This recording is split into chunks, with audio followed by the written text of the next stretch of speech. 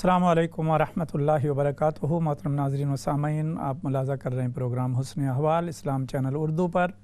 हर Monday को 11 बजे से लेकर 12 बजे तक ये प्रोग्राम लाइव आपकी खिदमत में पेश किया जाता है। बाद अज़ां इसकी रिकॉर्डिंग भी आप मुलाज़ा करते हैं और यकीनन आप खैरियत से होंगे। प्रोग्राम का फॉर्मेट आपको मालूम है कि हम पंजतनी हैं और पंजतनी प्रोग्राम में 5 उन्वानात के तहत बात करते हैं। पहला दुरूद व सलाम, दूसरा इस्तिग़फ़ार, तीसरा कलमा तय्यबा, चौथा आपकी खिदमत में प्रोग्राम का उन्वान और पाँचवां सवालो काल के साथ दुआ पर इख्तिताम होता है प्रोग्राम का। तो आइए बढ़ते हैं दुरूद व सलाम की तरफ। और दुरूद व सलाम के हवाले से आपको मैं बारहा अर्ज़ कर चुका हूँ कि दुरूद व सलाम वज़ीफ़ा रहमान है, वज़ीफ़ा मलाइका है और वज़ीफ़ा अंबिया है। और हर नमाज़ी जो नमाज़ पढ़ता है, जो रसूल पाक सल्लल्लाहु अलैहि वसल्लम की मोहब्बत को दिल में बसाए हुए है, उसकी ज़ुबान पर नाम मुस्तफ़ा सल्लल्लाहु अलैहि वसल्लम बार बार आता है। और ये तौफ़ीक़ इलाही है कि जिसकी ज़ुबान पर हुज़ूर का, अल्लाह के महबूब का नाम आता है तो अल्लाह रब्बुल इज़्ज़त उसे तौफ़ीक़ अता करता है, तो नाम लेता है। तो लिहाजा हमें भी अल्लाह रब्बुल इज़्ज़त ने अपनी सुन्नत और हुक्म से आगाही देते हुए कहा, औज़ु बिल्लाहि मिनश शैतानिर रजीम, इन्नल्लाह व मलाइकतहु युसल्लूना अलन नबी या अय्युहल्लज़ीना आमनू सल्लु अलैहि व सल्लिमू तस्लीमा। दुखों ने जो तुमको घेरा है तो दुरूद पढ़ो, जो हाज़री की तमन्ना है तो दुरूद पढ़ो। और ये नाम कोई काम बिगड़ने नहीं देता, बिगड़े भी बना देता है। ये नाम मोहम्मद जब लिया नाम नबी मैंने दुआ से पहले, मेरी आवाज़ वहाँ पहुँची सदा से पहले।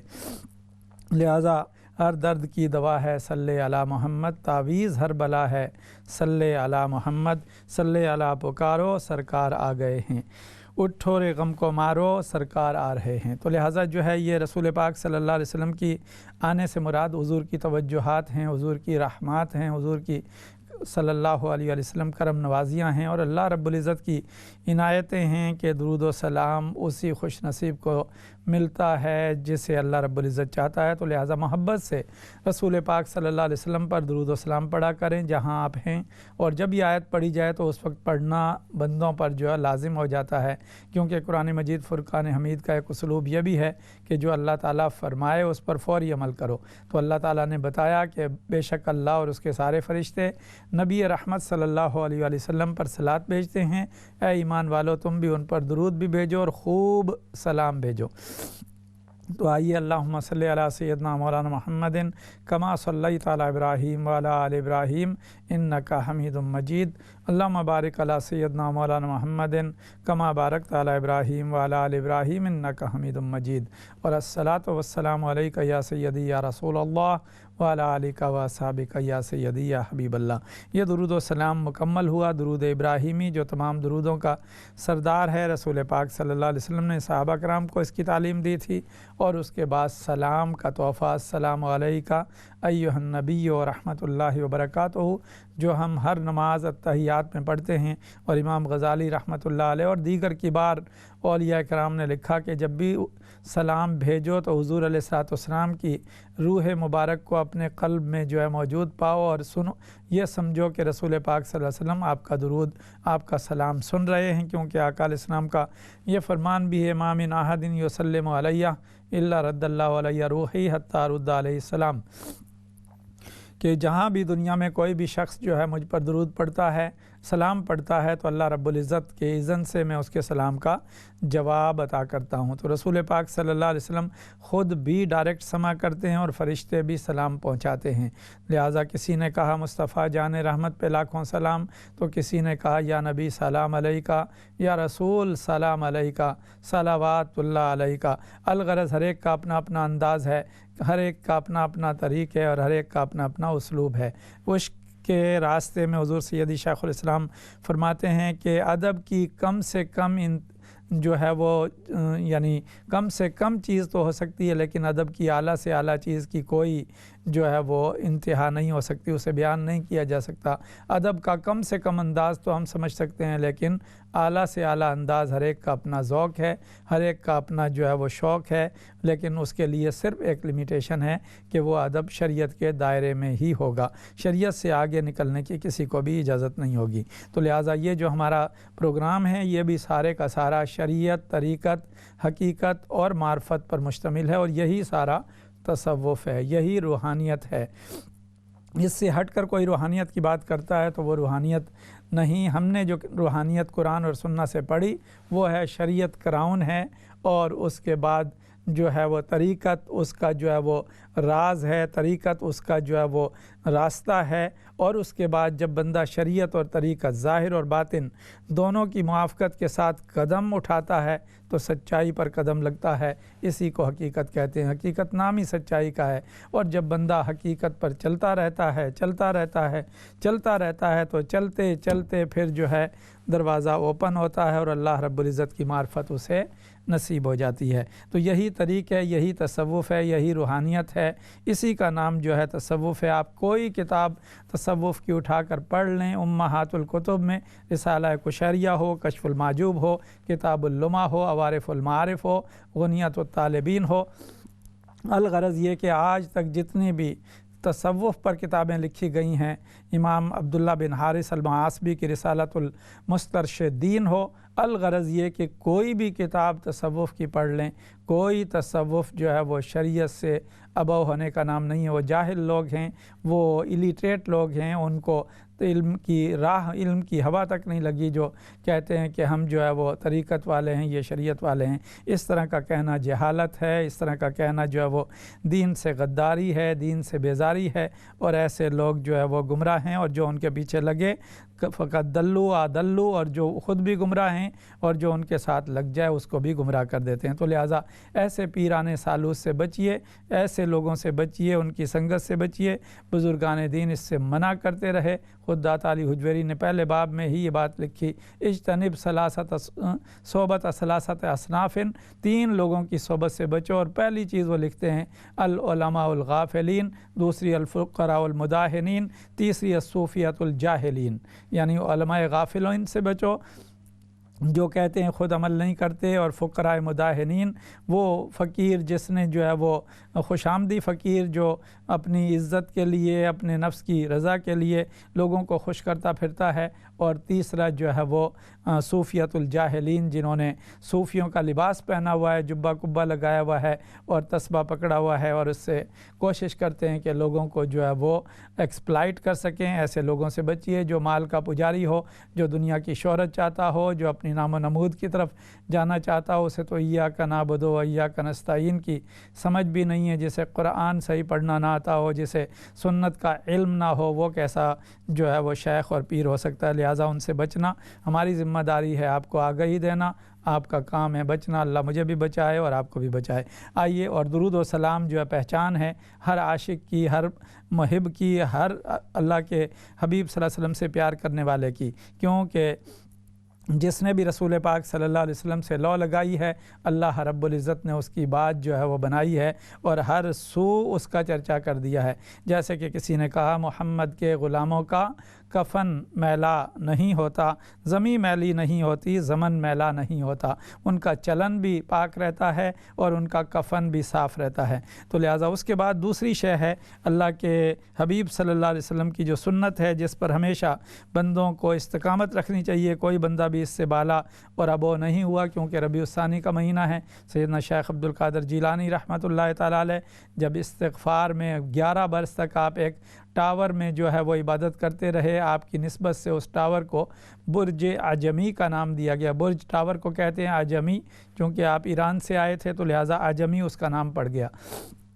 آپ نے مجاہدات میں وہ کمال حاصل کیا کہ 40 سال تک جو ہے وہ آپ نے عشاء کے وضو سے فجر کی نماز پڑھی ہے۔ جب وضو ٹوٹتا فوراً آپ وضو کر لیتے تھے اور آپ نے بیداری کر کے اس کو، اور پھر دن کے معمول میں فرق نہیں آنے دیا۔ یہ معاملہ نہیں تھا کہ رات جاگتے رہے اور دن سارا سوتے رہے۔ سیدنا شیخ عبد القادر جیلانی تقریباً دن بھر میں 9 اسباق جو ہے پڑھایا کرتے تھے، یعنی 3000 جو اسکالر ہیں ہر سال آپ سے جو ہے تربیت اور علم حاصل کر کے ڈگری لیا کرتے تھے، جن میں بڑے بڑے امام ابن تیمیہ کے اساتذہ جو ہے وہ بھی اس کے اندر جو ہے وہ شامل ہیں۔ امام عبد الغنی ہیں، امام موفق الدین ہیں، اور سلطان صلاح الدین ایوبی نے جب جو ہے وہ یروشلم کو اور بیت المقدس کو فتح کیا تھا تو اس کی آرمی میں اور اس کے چیف ایڈوائزر سیدنا شیخ عبد القادر جیلانی رحمۃ اللہ علیہ کے تربیت یافتہ آپ کے مرید، آپ کے متوسلین تھے۔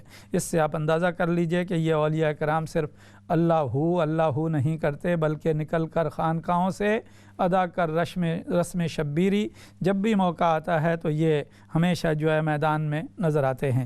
تو لہٰذا اور ان کا وظیفہ کیا ہے، جس کے بارے میں کسی نے کہا، راتی زاری کر روندے، نیند اکھاں دی دھوندے، صبح گن ہار کو ہاندے، سب تھی نیویں بہندے۔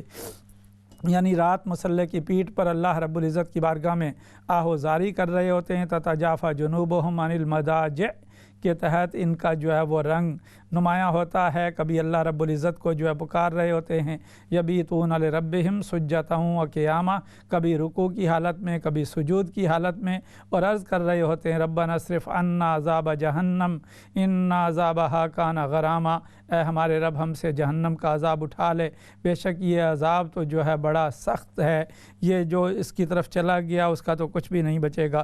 تو استغفار ایک ایسی شے ہے جو اللہ رب العزت کو بہت پسند ہے۔ خود رسول پاک صلی اللہ علیہ وسلم عبداللہ بن عمر کہتے ہیں اور دیگر کہتے ہیں کہ 100 مرتبہ ہم نے انگلیوں پر گنا کہ حضور علیہ السلام نے ایک مجلس میں 100 مرتبہ استغفار فرمائی۔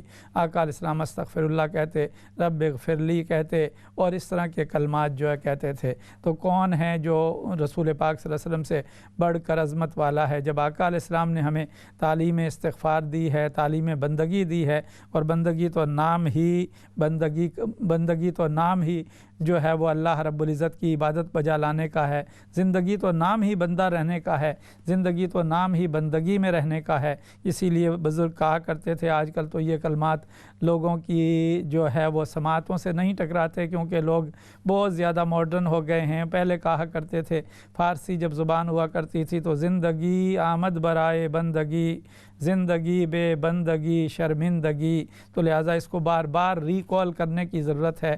زندگی آمد برائے بندگی، زندگی بے بندگی شرمندگی۔ زندگی تو بندگی کے لیے آئی ہے، اور زندگی جو بغیر بندگی کے ہو وہ تو شرمندگی ہے، وہ تو شرمساری ہے، وہ تو حسرت ہی حسرت ہے۔ تو لہٰذا استغفار بہت عظیم عمل ہے، ہمیشہ استغفار کرتے رہیے۔ جب بھی آپ کو موقع ملے، استغفر اللہ العظیم الذی لا الہ الا هو الحی القیوم واتوب الیہ۔ اور استغفار میں اور ہر شے میں وسیلے کو مت بھولیے، کیونکہ وسیلہ ہی اتنا عظیم شے ہے جو ہمیں توحید کے در تک پہنچاتا ہے۔ دہلیز توحید تک پہنچانے کا وسیلہ جو ہے وہ رسول پاک رسالت مآب صلی اللہ علیہ وآلہ وسلم ہیں۔ جو اس وسیلے سے بے نیاز ہو گیا، وہ جان لے وہ اللہ رب العزت سے بھی بے نیاز ہو گیا، کیونکہ اللہ کی ذات خود بے نیاز ہے۔ تو جو اللہ رب العزت کی بارگاہ میں وسیلہ لے کر نہیں آتا، نہ اس کے پاس توحید ہے، نہ اس کے پاس کوئی نیک عمل ہے۔ اسی لیے جاؤکا نے سمجھایا، یہ راز زمانے کو بڑھتی ہے شفاعت کی خیرات مدینے میں۔ آئیے سورہ نساء کی آیت نمبر 64 کے اس جملے کی طرف غور کیجئے، جو میں اکثر آپ کی خدمت میں پیش کیا کرتا ہوں، اور یقیناً آپ نے یاد بھی کر لیا ہوگا۔ صرف سنتے نہ رہیے بلکہ اس کو نوٹ کر کے دہرایا بھی کیجئے اور اس کو یاد کر لیا کیجئے۔ اور حضور سیدی شیخ الاسلام پروفیسر ڈاکٹر محمد طاہر القادری مدظ اللہ العالی فرمایا کرتے تھے، جب شب بیداریاں ہوتی تھیں، کہ سبق بار بار دہرانے سے یاد ہوتا ہے، سبق بار بار کہنے سے یاد ہوتا ہے، سبق بار بار پڑھنے سے یاد ہوتا ہے۔ اور وہی جو ہے، اور وہ کہتے ہیں کہ جو شخص بھی کسی بھی ٹارگٹ کو حاصل کرنا چاہے، جب تک اس کے لیے دیوانہ اور مجنون نہ بنے، وہ ٹارگٹ نہیں ملتا، جب تک وہ ہر شے سے بے نیاز ہو کر اپنے مقصود کی طرف، اپنے آبجیکٹیو کی طرف نہ لگے تو وہ نہیں حاصل کر سکتا۔ اور دوسری بڑی اہم بات انہوں نے یہ فرمائی کہ راہ عشق میں اور راہ حق میں آپ کا امام جو ہے، آپ کا لیڈر، وہ صبر ہے۔ تو لہٰذا جو صبر کے ساتھ اس راہ حق میں بڑھتے چلے جاتے ہیں وہ کامیاب ہو جاتے ہیں۔ بقول شاعر، یہ راہ حق ہے سنبھل کے چلنا، یہاں ہے منزل قدم قدم پر، جو پہنچنا در پر تو کہنا آقا سلام لیجے غلام آیا۔ تو لہٰذا صبر کے ساتھ آگے بڑھتے چلے جائیے۔ اور وَلَوْ أَنَّهُمْ إِذْ ظَلَمُوا أَنفُسَهُمْ جَاءُوكَ فَاسْتَغْفَرُوا اللَّهَ وَاسْتَغْفَرَ لَهُمُ الرَّسُولُ لَوَجَدُوا اللَّهَ تَوَّابًا رَحِيمًا۔ آئیے استغفار کے کلمات جو ام المومنین سیدہ عائشہ رضی اللہ تعالیٰ عنہ کو آقا علیہ السلام نے سکھائے، فرمایا قولی اللہم انک عفو کریم تحب العفو فاعف عنی۔ اے عائشہ یہ کلمات کہا کرو، بے شک ہے ہمارے اللہ تو معاف کرنے والا ہے، معافی کو پسند کرتا ہے، بس تو مجھے معاف کر دے۔ فاعف عنا، اور مجمع ہو تو سب کے لیے شامل کر لیں، فاعف عنا۔ اور پھر رسول پاک صلی اللہ علیہ وسلم نے 3 بڑی عظیم دعائیں بھی سکھائیں کہ جو شخص یہ مانگے وہ دعا میں بھی ایثار کرنے والا بن جاتا ہے۔ اللہم ارحم امت محمد صلی اللہ علیہ وآلہ وسلم، یا اللہ امت محمدیہ صلی اللہ علیہ وسلم پر رحمت فرما۔ اللہم اغفر امت محمد صلی اللہ علیہ وآلہ وسلم، یا اللہ امت محمدی صلی اللہ علیہ وسلم کی بخشش فرما۔ اللہم تجاوز عن امت محمد صلی اللہ علیہ وآلہ وسلم، یا اللہ امت محمدیہ صلی اللہ علیہ وسلم کی مشکلات کو دور فرما۔ یہ 3 دعائیں ہمیشہ اپنی دعاؤں میں شامل رکھیے، اور جب بھی مانگیے تو جمع کے صیغے کے ساتھ، تاکہ اللہ رب العزت آپ کی اور سب کی مغفرت فرمائے۔ جو بخشا ہوا ہے اس کے لیے بھی جب دعا جائے گی تو سب کی بخشش ہو جائے گی۔ وہ صیغہ واحد سے بھی مانگ سکتے ہیں، جیسے ربنا اغفر لی ولوالدی، اے ہمارے رب مجھے معاف فرما اور میرے والدین کو معاف فرما، اور جمی مومنین کو بخشش فرما جس دن یوم حساب ہوگا۔ تو اس کے بعد ہے، کیونکہ ہم دنیا میں رہ رہے ہیں اور دنیا میں ہمارے بہت سارے دشمن بھی ہمارے ساتھ ہیں، شیطان ہے، نفس ہے، دنیا ہے، تو لہٰذا وہ ہمیں ڈی ٹریک کرنے کی کوشش کرتے ہیں، وہ ہمیں کڈنیپ کرنے کی کوشش کرتے ہیں، کبھی سامنے سے آ کر، کبھی جو ہے پیچھے سے آ کر، کبھی دائیں سے، کبھی بائیں سے، کیونکہ اللہ رب العزت نے دشمن کو بہت زیادہ جو ہے وہ طاقت اور قوت دی ہے، لیکن ساتھ فرما دیا کتب اللہ لاغلبن انا ورسولی، کہ میں اور میرے رسول ہی غالب رہیں گے۔ اور دوسری جگہ فرما دیا الا عبادک منہم المخلصین، جو میرے مخلص بندے ہیں ان پر تیری جو ہے وہ کوئی داؤ نہیں چل سکے گا۔ تو لہٰذا ایسے بھی بندے موجود ہیں جن کی مجلس میں شیطان لعین کو آنے کی اجازت نہیں ہوتی، فرشتے حصار بنائے ہوتے ہیں، جیسے رسول پاک صلی اللہ علیہ وسلم نے فرمایا کہ دجال لعین مکہ المکرمہ اور مدینہ المنورہ میں داخل نہیں ہو سکتا، کیونکہ اللہ رب العزت نے اس کی باؤنڈری پر فرشتوں کو مقرر کر دیا ہوگا، تو لہٰذا جو ہے وہ دجال کی آرمی کو اس میں انٹری نہیں دیں گے۔ تو لہٰذا جن کا بھی گریٹر کا کوئی خواب ہے وہ ذہن نشین رکھ لیں، ہمارے نبی صلی اللہ علیہ وسلم نے ہمیں قیامت تک کے ہر حال کی خبر دی ہے، کیونکہ نبی کہتے ہی وہ سستی کو ہیں جو ہر بات کی خبر رکھنے والا ہو۔ اللہ کے اذن سے اللہ رب العزت نے ہر شے کا علم آقا علیہ السلام کو عطا کر دیا ہے۔ تو لہٰذا میں عرض کر رہا تھا کہ جب انسان پر جو ہے وہ گرد چڑھ جاتی ہے، یا انسان مادیت میں پھنس جاتا ہے، دنیا کے معاملے میں جو ہے وہ رہ جاتا ہے، حضرت حنظلہ کہتے ہیں حضرت ابوبکر صدیق سے کہ ابوبکر، حنظلہ تو منافق ہو گیا۔ ابوبکر صدیق نے پوچھا بھائی کیا ہوا ہے؟ وہ کہنے لگے کہ بات یہ ہے کہ جب آقا علیہ السلام کی مجلس میں بیٹھتے ہیں تو یوں لگتا ہے گویا جنت کو دیکھ رہے ہیں، گویا جہنم سے جو ہے وہ کا ملاحظہ کر رہے ہیں۔ جب گھر میں جاتے ہیں تو ساری باتیں بھول جاتے ہیں۔ دل کی جو یہ کیفیت ہے اس سے تو نفاق ظاہر ہوتا ہے، یہ کیفیت وہاں کیوں نہیں ہوتی جو دربار رسالت مآب صلی اللہ علیہ وآلہ وسلم میں ہوتی ہے؟ حضرت ابوبکر صدیق نے کہا اے حنظلہ یہ کیفیت تو میری بھی ہے۔ فرمایا چلو پھر طبیب کائنات کی طرف چلو، پھر رسول گرامی صلی اللہ علیہ وآلہ وسلم کے دربار میں عرض کرتے ہیں یا رسول اللہ صلی اللہ علیہ وسلم حنظلہ تو منافق ہو گیا۔ پوچھا کیا بات ہے؟ انہوں نے کہا یا رسول اللہ یہ بات ہے، آپ کی مجلس میں ہوتے ہیں تو اللہ رب العزت سے جڑے ہوتے ہیں، آپ کی مجلس سے چلے جاتے ہیں تو پھر اللہ کی یاد سے بھی کٹ آف ہونا شروع ہو جاتے ہیں۔ آقا علیہ السلام نے فرمایا ایسا ہی ہوتا ہے، اگر تمہیں یہ کیفیت وہاں بھی نصیب ہو جائے تو تم راستے میں چلو تو فرشتے تم سے مصافحہ کریں، کروٹ لو تو فرشتے تمہارا حال پوچھیں۔ الغرض یہ کہ یہ ایک حال ہے جو بدلتا رہتا ہے انسان کا، اس کے لیے فرمایا کہ جب ایسی کیفیت آ جائے تو جددوا ایمانکم، اپنے ایمان کی تجدید کرتے رہا کرو، اپنے ایمان کو ریفریش کرتے رہا کرو۔ جس طرح سے ہم تھکاوٹ کے وقت کافی پی لیتے ہیں، چائے پی لیتے ہیں، فروٹ کھا لیتے ہیں یا آئس کریم لے لیتے ہیں تاکہ ریفریش ہو جائیں، اور یہ حدیث کا حکم بھی ہے کہ اپنے آپ کو جو ہے وہ وقفے کے ساتھ جو ہے ریفریش کرتے رہو، یعنی ایک ہی چیز میں لگے رہنے سے بندہ جو ہے اس میں حاضری نہیں رہتی، تو لہٰذا جو ہے ریفریش کرنے کا حکم دیا۔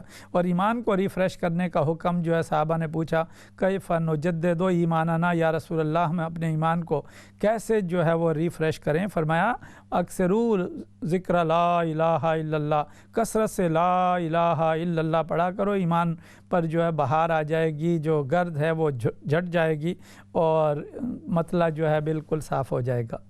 جس طرح سے آپ سنتے ہیں کہ مطلع برآلود ہو گیا، یعنی بادل آ گئے ہیں، اس نے سورج کو چھپا لیا ہے، اس طرح دل پر بھی گھٹائیں چھائی رہتی ہیں۔ خود آقا علیہ السلام فرماتے ہیں کہ میرے دل پر بھی جو ہے وہ گھٹا چھا جاتی ہے، جب گھٹا چھا جاتی ہے تو پھر میں اللہ رب العزت کی بارگاہ میں جو ہے وہ دعا استغفار کرتا ہوں تاکہ استغفار کے ذریعے سے وہ گھٹا جو ہے وہ دور ہو جاتی ہے۔ تو اس طرح کے احوال ہر ایک پر اپنے اپنے جو ہے وہ حساب سے رہتے ہیں، اسی لیے کسی نے کہا فکر ہر کس بقدر ہمت اوست، ہر ایک کی فکر جو ہے وہ اس کی ہمت کے مطابق ہوتی ہے، ہر ایک کی آزمائش بھی اس کی ہمت کے مطابق ہوتی ہے، تو اس کا دھیان رکھنا چاہیے۔ تو لہٰذا کلمہ طیبہ بچوں کو بھی سکھائیں۔ خود سیدنا شیخ عبد القادر جیلانی رحمۃ اللہ تعالیٰ علیہ کے احوال میں ہیں کہ جب آپ باہر نکلے تو بچے آپ کو جو ہے کھیل میں مشغول کرنے کے لیے انہوں نے گھیر لیا، آپ نے فرمایا اچھا اب میں تمہارا کھیل نہیں بلکہ اپنا کھیل تمہیں کھلاؤں گا۔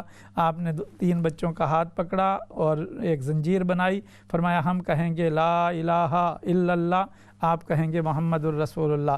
تو اس طریقے سے جو ہے ان کو کھیل کی کھیل، ورزش کی ورزش اور ایکسرسائز کی ایکسرسائز، اور ساتھ جو ہے وہ ایک گیم کا گیم بھی ہوا اور کلمہ طیبہ کا ورد بھی ہوا۔ یہ لا الہ الا اللہ کا ورد جو ہے وہ کرتے رہے۔ اللہم صلی علی محمد الرسول اللہ صلی اللہ علیہ وسلم۔ عنوان آج کا ہے سچائی، صدق پر بات کریں گے۔ آپ بھی اپنے جو تجربات ہیں وہ شیئر کیجئے۔ صدق حسن احوال قرآن و سنت کی تعلیمات پر مبنی جو ہے ایسا پروگرام ہے جس میں من کی صفائی، قلب کی جلا اور تازگی کا سامان احوال اولیاء و صالحین کی روشنی میں پیش کیا جاتا ہے۔ ہر ہفتہ ایک نئے ٹاپک کے ساتھ، ایسا ٹاپک جو عملی زندگی کی ضرورت کے ساتھ دل کو مولا کی یاد اور سنت رسول کے تابع کرتا چلا جائے۔ آج کے عنوان میں ہم نے سچائی کو رکھا ہے، صدق کو رکھا ہے۔ سورہ زمر کی آیت نمبر 33 میں اللہ رب العزت نے فرمایا اعوذ باللہ من الشیطان الرجیم والذی جاء بالصدق وصدق بہ اولئک ھم المتقون، جو سچ لے کر آیا اور جس نے اس کی تصدیق کی وہی لوگ تو متقی ہیں۔ یعنی سچائی لانے والی ذات رسول پاک صلی اللہ علیہ وسلم کی ہے، جو خود صادق ہیں، جو خود امین ہیں، جو خود سچے ہیں۔ اور سچائی ہے کیا؟ سچائی اللہ رب العزت کی توحید ہے، اور جس نے اس کی تصدیق کی، سب سے پہلی تصدیق سیدہ خدیجۃ الکبریٰ نے کی، پھر سیدنا علی نے کی، پھر سیدنا ابو بکر صدیق رضی اللہ تعالیٰ عنہ نے کی، پھر حضرت بلال حبشی نے کی۔ الغرض یہ کہ جس نے بھی اس کی تصدیق کی وہی متقی ہیں۔ تو صدق جو ہے وہ ہمیں تقوی کی طرف جو ہے لے جاتا ہے، اور فرمایا کہ اس شخص سے بڑھ کر ظالم کون ہے جو اللہ پر جھوٹ باندھے اور سچ کو جھٹلائے جب کہ وہ اس کے پاس آ چکا ہو، کیا کافروں کا ٹھکانہ دوزخ میں نہیں ہے؟ تو لہٰذا جو ہے وقفے کی طرف جا رہے ہیں۔ اور پھر قرآن مجید میں یہ بھی کہا گیا کہ تو کتنی بد نصیبی ہے، اس نے رسول اللہ صلی اللہ علیہ وسلم کی باتوں کی تصدیق نہ کی اور نہ نماز پڑھی۔ تو جو لوگ نماز نہیں پڑھ رہے ان کے لیے کتنی بڑی بد نصیبی کی بات ہے کہ نہ وہ تصدیق کرتے ہیں نہ نماز پڑھتے ہیں، اور جنہوں نے تو بالکل انکار کر دیا وہ تو کفر میں چلے گئے، اور جو اقرار کرنے کے باوجود نہیں پڑھ رہے ان کو پڑھنی چاہیے۔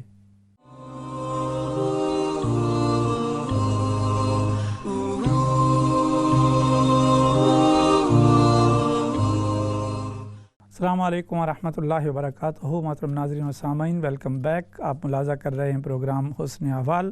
وقفے پہ جانے سے پہلے میں نے موضوع کا جو ہے وہ اوپن کیا تھا، اور وہ ہے موضوع سچائی، یعنی صدق، اور قرآن مجید کے کئی حوالے آپ کی خدمت میں رکھے تھے۔ ایک اور حوالہ ملاحظہ کیجئے قرآن مجید کا، وصدق بالحسنی، اور اس نے انفاق و تقوی کے ذریعے اچھائی یعنی دین حق اور آخرت کی تصدیق کی، تو ہم ان قریب اس کے لیے اسے آسانی یعنی رضا الہی کے لیے سہولت فراہم کر دیں گے۔ اور جس نے بخل کیا اور رائے حق میں مال خرچ کرنے سے بے پرواہ رہا، اس نے یوں اچھائی یعنی دین حق اور آخرت کو جھٹلایا، تو ہم ان قریب اسے سختی یعنی عذاب کی طرف بڑھنے کے لیے سہولت فراہم کریں گے، تاکہ وہ تیزی سے مستحق عذاب ٹھہرے، اور اس کا مال اس کے کام نہ آئے گا جب وہ ہلاکت کے گڑھے میں گرے گا۔ تو لہٰذا صدق کے بارے میں بزرگوں نے کہا، امام رسالہ قشیریہ میرے سامنے ہیں، امام ابو القاسم عبد الکریم بن حوازن بن عبد الملک بن طلحہ القشیری، جن کا وصال 465 ہجری میں ہے، اور سیدنا داتا علی حجویری رضی اللہ تعالیٰ عنہ کے یہ استاذ جو ہے وہ کنسیڈر ہوتے ہیں۔ اور خود داتا علی حجویری جب اپنی کتاب میں کشف المعجوب میں کہتے ہیں تو استاد امام قاسم قشیری کا نام لیتے ہیں، تو وہ بیان کرتے ہیں الصدق و عماد الامر، ہر حکم کی بنیاد جو ہے وہ سچائی ہے، تو جس شے کی بنیاد سچائی پر رکھی ہوگی وہ انشاءاللہ پھلتا رہے گا، پھولتا رہے گا۔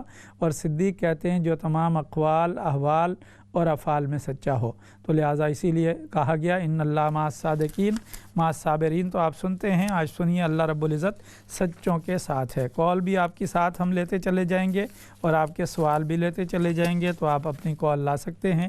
دیکھتے ہیں کالر ابھی ہمارے ساتھ ہیں اور دیکھتے ہیں کہ وہ کون ہے۔ السلام علیکم ورحمۃ اللہ۔ وعلیکم السلام ورحمۃ اللہ وبرکاتہ۔ جی، علامہ صاحب اللہ رب العزت آپ کے علم، عمل اور عمر میں برکت عطا کرے، آمین، اور یہ روحانی اور علمی محفل اپنی بارگاہ میں قبول ہو۔ آمین۔ ہم سب کے والدین کی بے حساب مغفرت کی دعا بھی فرما دیں۔ اور جیسے کہ 11ویں شریف آنے والی ہے، تو اس کے متعلق میرا یہ سوال ہے کہ ایک عام مسلمان جو دین سے اتنا وابستہ نہیں ہے، تو وہ اپنے گھر میں 11ویں شریف کیسے منائے؟ وہ کیا مطلب اہتمام کرے کہ اس کا نام بھی 11ویں شریف منانے والوں میں لکھا جائے؟ جی ٹھیک ہے، اور آپ جب 11ویں شریف کریں تو اپنی خاص دعاؤں میں ہم سب کو یاد رکھیے گا۔ جی انشاءاللہ، جزاک اللہ خیر۔ سوال آپ کا آ گیا، انشاءاللہ اس کا جواب جو ہے وہ دیتے ہیں۔ پہلے میں نے آپ سے گزارش کی کہ صدق اور سچائی، جس کے پاس سچائی ہے جو وہ سوچتا ہے اللہ رب العزت اسے جو ہے اسی طرف کر دیتا ہے، اور جس کے پاس سچائی نہیں ہے اللہ رب العزت نے قرآن مجید میں کئی مقامات پر جو ہے وہ اہل کتاب کو متوجہ کیا کہ اگر تم اپنے دعوے میں سچے ہو، یا ایھا الذین ھادوا ان زعمتم انکم اولیاء للہ من دون الناس فتمنوا الموت ان کنتم صادقین، صدق اللہ العظیم۔ اے یہود، اگر تم جو ہے وہ تمہارا یہ دعویٰ ہے کہ اللہ کے علاوہ اور کوئی جو ہے یعنی تم ہی اللہ کے جو ہے دوست ہو، تمہارے علاوہ کوئی اللہ کا جو ہے وہ دوست نہیں ہے، تو پھر جو ہے اس دعوے کی سچائی میں پھر کیا کرو؟ فتمنوا الموت، موت کی تمنا کرو اگر تم اپنے دعوے میں سچے ہو۔ تو فرما دیا کہ یہ کبھی بھی موت کی تمنا نہیں کریں گے، کیونکہ ان کو معلوم ہے کہ یہ اس میں جھوٹے ہیں۔ تو لہٰذا موت کو ملایا سچائی کے ساتھ، کیونکہ جو شخص سچائی کے راستے پر چلتا ہے وہ موت سے پیار کرتا ہے۔ اسی لیے رسول پاک صلی اللہ علیہ وآلہ وسلم نے ایک دن صحابہ کے مجمع میں جو ہے یہ ارشاد فرمایا، حضرت ثوبان جو رسول پاک صلی اللہ علیہ وسلم کے آزاد کردہ غلام بھی تھے، حضور علیہ السلام نے فرمایا، اور یہ حکمرانوں کے لیے اور امت مسلمہ کے لیے بہت اہم جو ہے وہ حدیث ہے، آقا علیہ السلام نے فرمایا عنقریب ایسا زمانہ آئے گا کہ تمہارے خلاف دنیا کی قومیں ایک دوسرے کو اس طرح دعوت دیں گی جس طرح بھوکے اپنے دسترخوان کی طرف دعوت دیتے ہیں۔ ایک پوچھنے والے نے دریافت کیا، کیا وجہ ہے یا رسول اللہ صلی اللہ علیہ وسلم؟ اس زمانے میں ہم تعداد کے اعتبار سے کم ہوں گے؟ فرمایا نہیں، اس زمانے میں تم بہت زیادہ ہوگے، لیکن اس زمانے میں تمہاری حیثیت سیلاب کے رخ پر بہنے والے تنکے کی طرح ہو جائے گی، اور اللہ تعالیٰ تمہارے دشمنوں سے تمہاری ہیبت نکال دے گا اور تمہارے دلوں میں وہن پیدا کر دے گا۔ سوال کرنے والے نے پوچھا، یا رسول اللہ یہ وہن کیا ہے؟ فرمایا دنیا کی محبت اور موت سے کراہت اور نفرت۔ تو جو قوم موت سے ڈرنا چھوڑ دیتی ہے، یعنی جو قوم موت سے ڈرنا شروع کر دیتی ہے اور موت کا خوف اس کے دل میں بیٹھا رہتا ہے، وہ قوم کبھی آگے نہیں بڑھتی۔ جو قوم اللہ رب العزت سے ڈرتی ہے، اللہ رب العزت ان کے لیے جو ہے موت کا سفر آسان کر دیتا ہے۔ اسی لیے علامہ اقبال رحمۃ اللہ علیہ کہتے ہیں، دو نیم ان کی ٹھوکر سے صحرا و دریا، سمٹ کر پہاڑ ان کی ہیبت سے رائی۔ تو لہٰذا جو ہے اللہ رب العزت نے انہیں ہمت، حوصلہ اور طاقت عطا کر دی ہوتی ہے۔ تو لہٰذا یہ صدق جو ہے سچائی، جو سچائی کے کے راستے پر چلتے ہیں وہ تو موت کو ویلکم کر رہے ہوتے ہیں۔ اسی لیے اللہ رب العزت نے حضرت داؤد علیہ السلام سے فرمایا یا داؤد من صدقنی فی سریرتہ صدقتہ عند المخلوقین فی علانیتہ، اے داؤد جس نے اپنی خلوت کے اندر اپنے رازوں میں میری تصدیق کی، میں مخلوق کے درمیان اسے علانیہ جو ہے سچا کر دوں گا۔ یہ سچائی اللہ رب العزت کے ساتھ جو بندہ سچا ہو جائے اللہ رب العزت اسے جو ہے وہ سچا کر دیتا ہے۔ اور خود رسول پاک صلی اللہ علیہ وسلم نے فرمایا کہ جس نے اللہ تعالیٰ سے صدق دل سے شہادت طلب کی تو اللہ تعالیٰ اسے شہداء کا مقام عطا کرے گا، اگرچہ اس کی موت بستر پر ہی کیوں نہ آئی ہو۔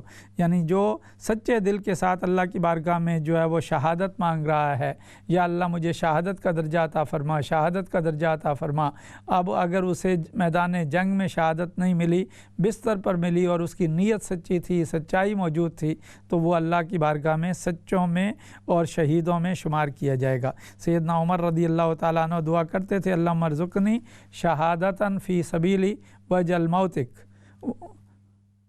موتی ببلد حبیبک، یا اللہ یا رحمان مجھے جو ہے شہادت کی موت دے اور میری موت آئے تو شہر رسول میں آئے۔ یہ دو دعائیں تھیں، ایک موت دے تو شہادت کی دے، دوسرا شہر رسول میں موت آئے۔ اللہ رب العزت نے کتنا کرم کیا، فجر کی نماز ملی اور رسول پاک صلی اللہ علیہ وسلم نے فرمایا من صلی صلاۃ الفجر فہو فی ذمۃ اللہ، جس نے صبح کی نماز پڑھ لی، فجر کی نماز، وہ اللہ کی کسٹڈی میں چلا گیا، اب اللہ اس کا محافظ ہے۔ تو لہٰذا یہ کبھی مس نہ کیجیے۔ اور پھر مصلی رسول ملا، مسجد نبوی ملی، اور مسلمانوں کی امامت کرتے ہوئے آپ جو ہے وہ شہید کیے گئے۔ آپ اندازہ کر لیجئے، بندہ اپنی محدود عقل کے مطابق دعا کرتا ہے، اللہ اپنے وسیع کرم کے مطابق جو ہے وہ عطا کرتا ہے۔ تو اللہ کی عطائیں اور اس کا کرم بے بہا ہے۔ تو ہمیشہ اللہ رب العزت کی بارگاہ میں سچائی کے ساتھ جو ہے وہ بندے کو حاضر رہنا چاہیے، کیونکہ جو منافقین کے بارے میں کہا گیا کہ منافقین جو ہے وہ لوگوں کو دھوکہ دینے کی کوشش کرتے ہیں، حالانکہ وہ خود اپنے آپ کو دھوکہ دے رہے ہیں۔ تو بندہ اگر مولا کے ساتھ سچا رہے تو اللہ رب العزت اس بندے کو کبھی گرنے نہیں دیتا۔ اسی لیے میاں محمد بخش عارف کھڑی کہتے ہیں میں انا تے تلکن رستہ کیوں کر روے سنبھالا، دھکے دیون والے بوتے تو ہاتھ پکڑن والا، آل اولاد تیری دا منگتا میں کنگال زیانی، پاؤ خیر محمد تائیں صدقہ شاہ جیلانی۔ عبداللہ بن عمر رضی اللہ تعالیٰ عنہما روایت کرتے ہیں کہ ایک آدمی نے نبی اکرم صلی اللہ علیہ وسلم کی خدمت اقدس میں حاضر ہو کر یہ گزارش کی یا رسول اللہ جنت میں لے جانے والا عمل کون سا ہے، مجھے وہ عمل بتا دیں کہ میں جنت میں چلا جاؤں۔ آقا علیہ السلام نے فرمایا سچ بولنا، کیونکہ جب تم سچ بولو گے، جب آدمی سچ بولتا ہے تو وہ نیکی کرتا ہے، کیونکہ سچ اٹ سیلف ایک نیکی ہے، سچ جو ہے وہ خود ایک جو ہے وہ نیک عمل ہے۔ تو لہٰذا جب وہ نیکی کرتا ہے تو وہ آٹومیٹیکلی گناہ سے محفوظ ہو جاتا ہے، اور جب بندہ گناہ سے محفوظ ہو جاتا ہے تو وہ جنت میں داخل ہو جاتا ہے۔ اس نے عرض کیا یا رسول اللہ صلی اللہ علیہ وسلم دوزخ میں لے جانے والا عمل کون سا ہے؟ آپ نے فرمایا جھوٹ، جب آدمی جھوٹ بولتا ہے تو وہ برائی کرتا ہے، اور جب برائی کرتا ہے تو وہ کفر کرتا ہے، اور جب کفر کرتا ہے تو دوزخ میں داخل ہو جاتا ہے۔ تو لہٰذا جو ہے یہ سچائی کا درس جو ہے وہ ہمیشہ حاصل کرنا چاہیے، سچائی پر رہنا چاہیے، سچائی پر چلنا چاہیے۔ خود سیدنا شیخ عبد القادر جیلانی رحمۃ اللہ تعالیٰ علیہ سے پوچھا گیا کہ حضور آپ کی جو بنیاد ہے، آپ کی جو ابتدا ہے وہ کس شے پر ہے، آپ کا جو طریقہ ہے وہ کس شے پر ہے؟ تو آپ نے فرمایا کہ میرا طریق جو ہے وہ صدق ہے، سچائی پر ہے، میرا امر جو ہے، میرا حکم جو ہے وہ سچائی پر ہے۔ میں نے کبھی جھوٹ نہیں بولا۔ جب میں اپنے شہر میں بچہ تھا تو یوم عرفہ اپنے گھر کی چھت پر چڑھ گیا، اس وقت میں نے دیکھا لوگ عرفات کے میدان میں کھڑے ہیں، میں اپنی والدہ کے پاس آیا، ان سے کہا مجھ کو اللہ کے لیے بخش دو اور حکم دو کہ میں بغداد جاؤں، وہاں علم حاصل کروں اور صالحین کی زیارت اور صحبت اختیار کروں۔ اس نے مجھ سے اس کا سبب پوچھا، میں نے اپنا حال سنایا، وہ یہ سن کر رو پڑیں اور میرے پاس 80 دینار لائیں جو میرے والد چھوڑ کر فوت ہوئے تھے۔ والدہ نے 40 دینار تو میرے بھائی کے لیے رکھے اور 40 دینار میری گدری میں بغل کے نیچے جو ہے سی دیے، اور مجھ کو جانے کی اجازت دی، اور مجھ سے اس بات کا عہد لیا کہ میں ہر حال میں سچ بولوں، ہر حال میں سچ بولوں، ہر حال میں سچ بولوں۔ اور رخصت کرنے کے لیے باہر تک نکلیں اور کہنے لگی ہیں فرزند اب تم جاؤ، میں اللہ عز و جل کے لیے تم سے علیحدہ ہوتی ہوں، اب یہ چہرہ قیامت کے دن دیکھوں گی۔ یہ ہے سچائی کی تلقین۔ جب مائیں سچائی کی تلقین کیا کرتی تھیں، جب مائیں لوگوں کو سچائی کی طرف لگاتی تھیں، جب مائیں بچوں کو جو ہے وہ سچائی کے ساتھ رکھتی تھیں۔ سیدنا شیخ عبد القادر جیلانی رحمۃ اللہ علیہ کی والدہ امۃ الجبار فاطمہ رضی اللہ تعالی عنہ آپ کا اسم گرامی ہے۔ آپ جو ہے ہمیشہ باوضو جو ہے بچے کے لیے دودھ پلایا اور ہمیشہ جو ہے ان کو تقوی کے راستے پر جو ہے وہ گامزن رکھا، تو لہٰذا جو ہے وہ آپ نے اتنی احسن طریقے سے جو ہے تربیت فرمائی، تو پھر بیٹا بھی شیخ عبد القادر جیلانی رحمۃ اللہ علیہ ہوا۔ پھر آپ فرماتے ہیں کہ جب ہمارا قافلہ ہمدان سے نکلا تو اس وقت ڈاکوؤں نے اس پر حملہ کر دیا۔ 60 کے قریب ڈاکو تھے جو سب کا مال لوٹ رہے تھے، اور مال لوٹنے کے بعد ایک ڈاکو میرے پاس بھی آیا اور اس نے پوچھا کہ اے نوجوان تیرے پاس بھی کچھ ہے؟ آپ نے کہا ہاں میرے پاس 40 دینار ہیں۔ وہ سمجھا یہ مجھ سے جو ہے مذاق کرتا ہے، 40 دینار یہ کہاں اس کے پاس ہوں گے؟ تو پھر وہ چلا گیا۔ دوسرا شخص آیا اور اس نے بھی آ کر مجھ سے پوچھا کہ تمہارے پاس کچھ ہے؟ تو میں نے کہا ہاں 40 دینار ہیں۔ وہ مجھے لے کر جو اپنے سردار کے پاس گئے، اور سردار نے مجھ سے کہا اے نوجوان یہ بتا کہ تیرے پاس کچھ ہے؟ میں نے کہا ہاں 40 دینار ہیں۔ اس نے کہا کہاں ہیں؟ میں نے کہا یہ میری گدری میں سلے ہوئے ہیں۔ تو جب گدری کھولی گئی تو اس کے بغل سے 40 دینار نکلے۔ یہ منظر دیکھ کر ڈاکوؤں کا سردار جو ٹیلے پر بیٹھا مال تقسیم کر رہا تھا، وہ مجھے کہنے لگا کہ تمہیں یہ بات کہنے کے لیے کس نے جو ہے وہ یعنی آمادہ کیا؟ تو میں نے کہا میری ماں نے مجھ سے وعدہ لیا تھا کہ ہر حال میں سچ بولنا، میں نے اس کے عہد کی خیانت نہیں کی۔ اس وقت وہ سردار رونے لگا اور کہنے لگا تم اپنی ماں کے عہد میں خیانت نہیں کرتے، اور مجھ کو اتنے سال ہو گئے ہیں کہ اپنے رب کے عہد میں خیانت کر رہا ہوں۔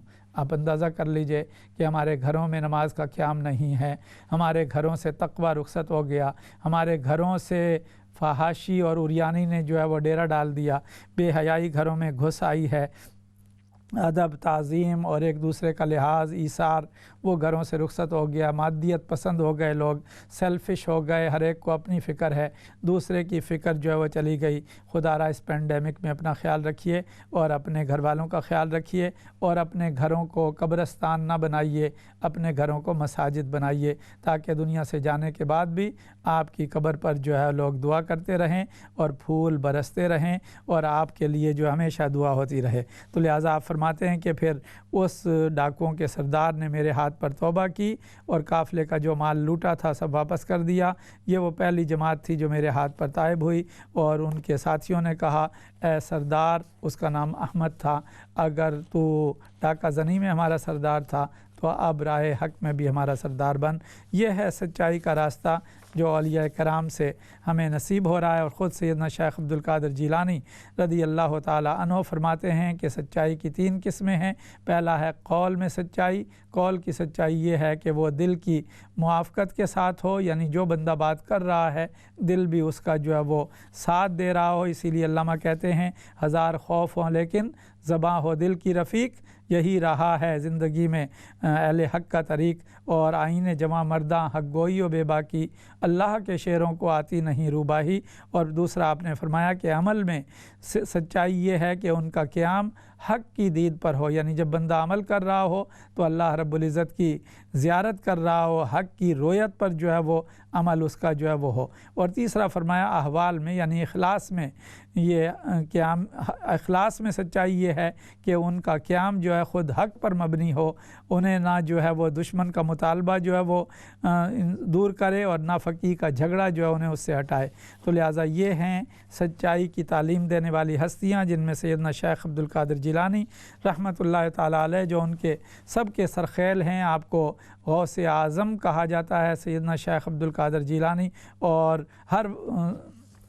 ہر زمانے کے اندر غوث ہوا کرتا ہے، لیکن غوث اعظم صرف آپ ہیں۔ آپ کا وہ منصب ہے، آپ کا وہ درجہ ہے کہ جس کے بارے میں آپ سے پہلے بزرگوں نے یہ کہا تھا کہ انہیں باز اشہب مالا اعلیٰ میں ان کا لقب جو ہے باز اشہب ہے، یعنی اللہ رب العزت کی بارگاہ کے جو فرشتے ہیں وہ فرشتے ان کو باز اشہب کے لقب سے جو ہے پکارتے ہیں۔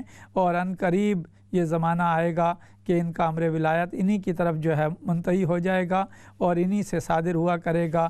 اور اسی طرح سیدنا شیخ عبد القادر جیلانی رحمۃ اللہ تعالیٰ علیہ نے بہت بڑے مجمع کے اندر یہ اعلان فرمایا، قدمی حاضی علی رقبت کل ولی اللہ، میرا یہ قدم ہر ولی کی گردن پر ہے۔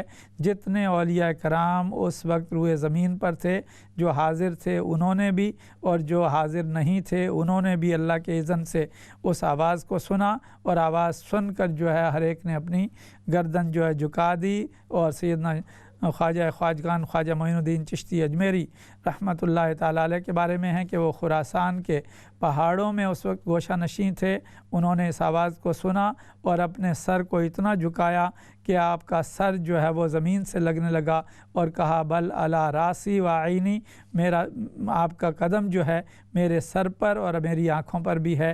تو یہ جو ہی انہوں نے یہ کہا، سیدنا شیخ عبد القادر جیلانی ان کے حال پر مطلع ہوئے اور فرمانے لگے، غیاث الدین کے بیٹے معین الدین نے ہمارے ادب میں اپنی گردن جھکا دی ہے، ان قریب پورے ہند کی ولایت جو ہے انہیں عطا کر دی جائے گی۔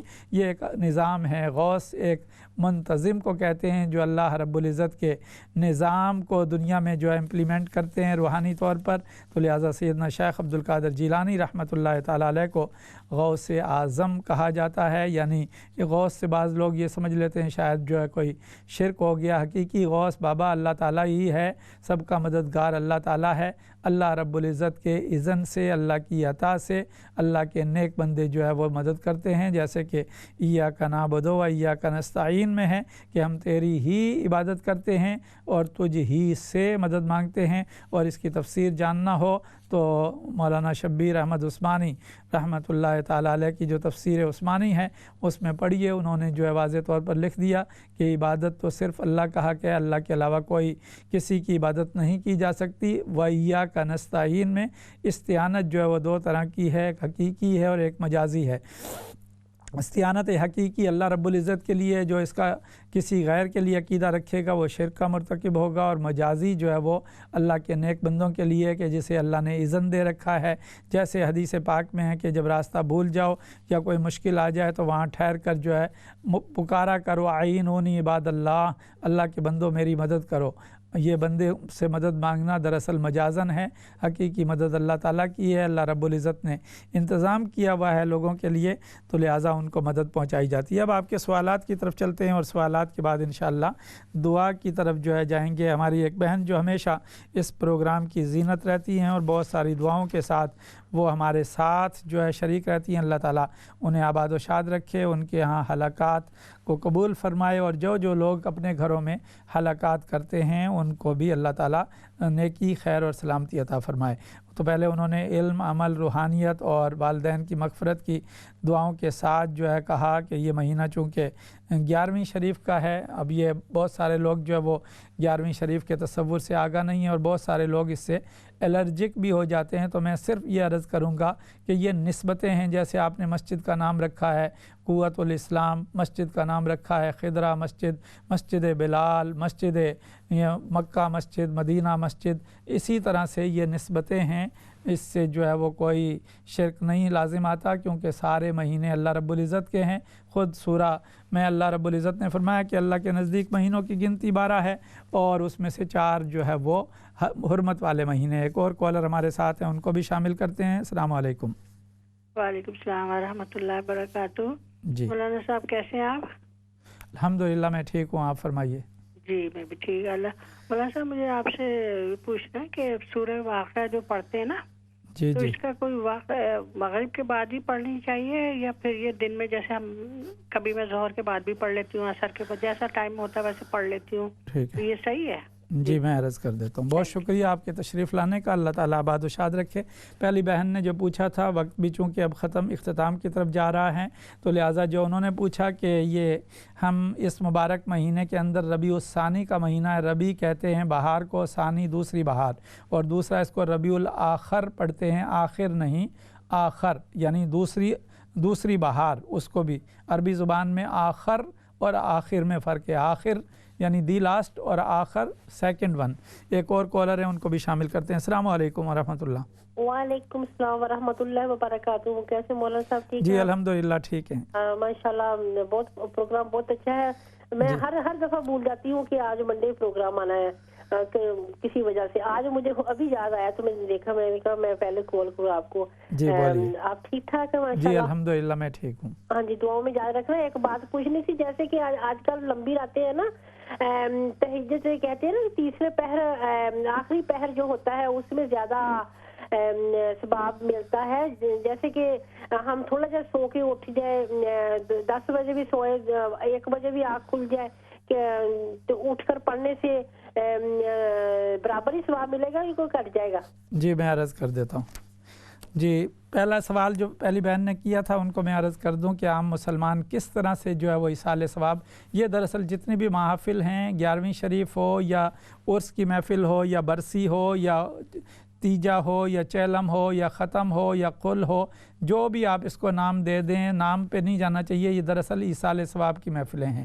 اس میں جو ہے ہم قرآن مجید کی تلاوت کرتے ہیں, اس میں ہم نعت رسول صلی اللہ علیہ وسلم پڑھتے ہیں, ذکر کرتے ہیں, ان اولیاء کرام کا تذکرہ کرتے ہیں, اللہ کے کلام اور رسول پاک صلی اللہ علیہ وسلم کی سنت کی روشنی میں ذکر ہوتا ہے, سلام ہوتا ہے, پھر دعا ہوتی ہے, اور کچھ لوگ کھانا بھی پیش کرتے ہیں. تو یہ طریق یہی ہے. مسلمان آج کل لاک ڈاؤن میں کس طرح سے کریں؟ پہلے تو اخلاص اس کے لیے شرط ہے. ہر محفل کے لیے اخلاص شرط ہے, یعنی اس کی نیت جو ہے وہ خالص ہو, نام و نبود نہ ہو اس میں. اور دوسری شرط جو ہے وہ شرع کے مطابق جو ہے اس کو ڈھالا جائے. تو انشاءاللہ جو بھی مسلمان یہ نیت رکھے گا اس کے لیے بہتری ہو جائے گی.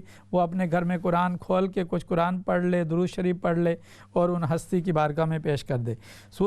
سورہ واقعہ قرآن مجید پڑھنے کا کوئی خاص وقت نہیں ہے. صبح کے وقت پڑھنا بہت زیادہ جو ہے وہ برکت والا ہے, اور سورہ واقعہ کے لیے مغرب کے بعد یا رات کو پڑھنا جو ہے باعث برکت قرار دیا گیا ہے. ورنہ آپ اگر کسی اور وقت بھی پڑھ لیں تو اس میں بھی شرعاً کوئی بات نہیں ہے.